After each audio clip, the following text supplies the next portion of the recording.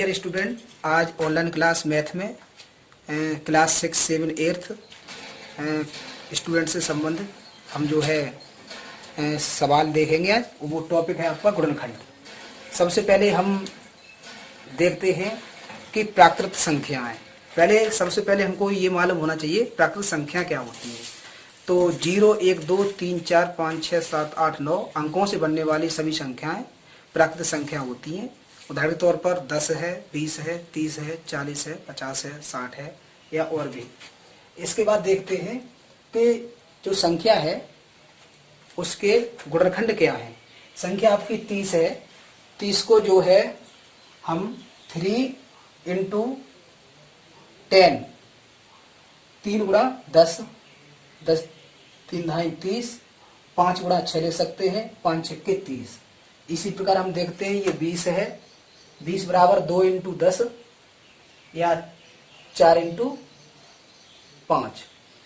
इसके बाद देखते हैं बीजी व्यंजकों के गुणनखंड। अब बीजी व्यंजक पहले हमको ये मालूम होना चाहिए बीजी पद क्या है। तो बीजी पद A, B, C, D ...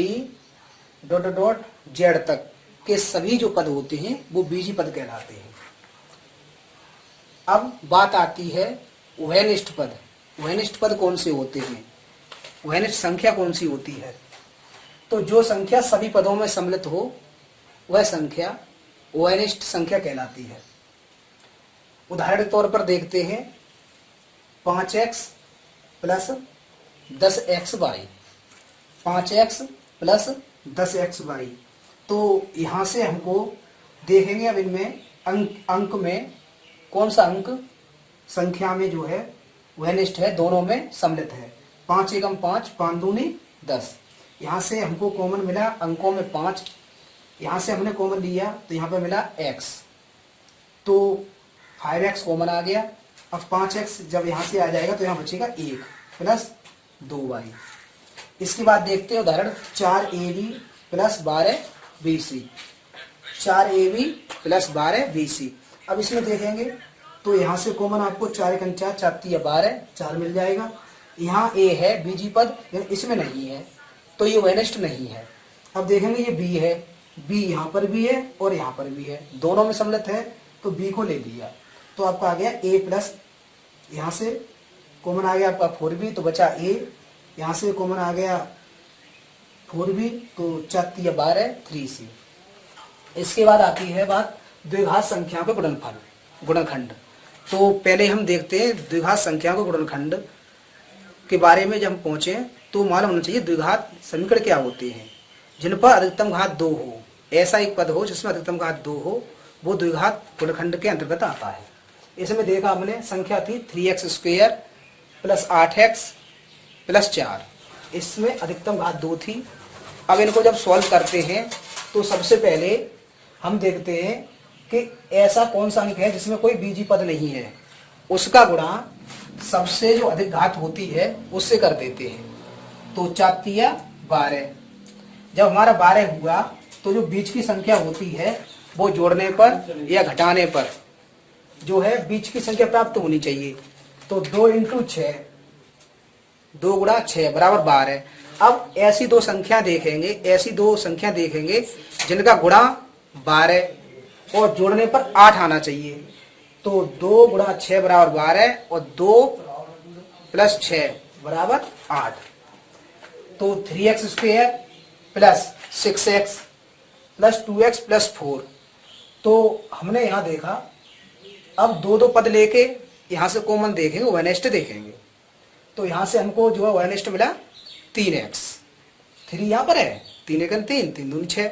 यहाँ पर भी x है तो x यहाँ पर भी है और x यहाँ पर भी है तो ये कॉमन आ गया। तो 3x, यहाँ क्या बचा 2x थी तो 1x + 2, यहाँ से कॉमन मिला 2 तो x + 2। जब बीजी पद में 2 ब्रैकेट आ जाएं और वो भी समान हो, एक जैसे हो, तो एक जो है ब्रैकेट को हम लिख लेते हैं। अब जो संख्या बची उसको हम लिखेंगे, यहाँ प्लस है तो प्लस और माइनस है तो माइनस के साथ। तो आपका जो है गुणनखंड आया सॉल्व होके x + 2 और 3x + 2। एक बार फिर देखते हैं इसी को समझते हैं 3x square plus 8x plus 4। हमने क्या किया, सबसे पहले क्या बताया, सबसे पहले देखेंगे कि अधिकतम घात कितनी है, 2। ऐसा कौन सा इसमें अंक है जिसमें बीजी पद नहीं है, उसका गुणा कर देंगे सबसे ज्यादा घात वाली से। तो 4 12, इन संख्या गुणा आया 12। अब ऐसी दो संख्या लेंगे जिनका गुणनफल 12 हो और जोड़ने पर 8 हो, तो हमें संख्या प्राप्त हुई 2 गुणा 6 बराबर 12 और 2 प्लस 6 बराबर 8। अब हमने जब संख्या प्राप्त हुई तो हमने इनको लिखा 3x square plus 6x plus 2x plus 4। यहाँ से कॉमन देखा हमने वेनिस्ट, तो यहाँ 3 था, 3 का 3, 3 दूनी 6। यहाँ पर x स्क्वायर था, यहाँ x था, तो 3x, तो कोष्टक में x प्लस 2, दूसरे कोष्टक में देखा हमने इधर, तो यहाँ से कॉमन मिला आपको 2, तो x प्लस 2। तो जब बीजी गुणनखंड में या बीजगणित में दो कोष्टक एक जैसे आ जाते हैं तो एक कोष्टक जो है हम लिख लेते हैं और जो बाकी की जो संख्या होती है वो उन्हीं चिन्हों के साथ लिख दी जाती हैं, 3x प्लस 2। दूसरे उदाहरण के तौर पर हम देखते हैं 5x square plus 8x plus 3। इसमें भी हमने वही प्रक्रिया जो अभी बताई थी कि सबसे जो बड़ी घात है वो 2 है, 5 या 15। 15 के हमें ऐसे फैक्टर करने हैं कि जो है गुणा में हमें 15 हो और जोड़ने पर जो हमें 8 प्राप्त हो। तो 5 इंटू थ्री इजिकल टू 15, या अब 3 प्लस 5 इजिकल टू 8।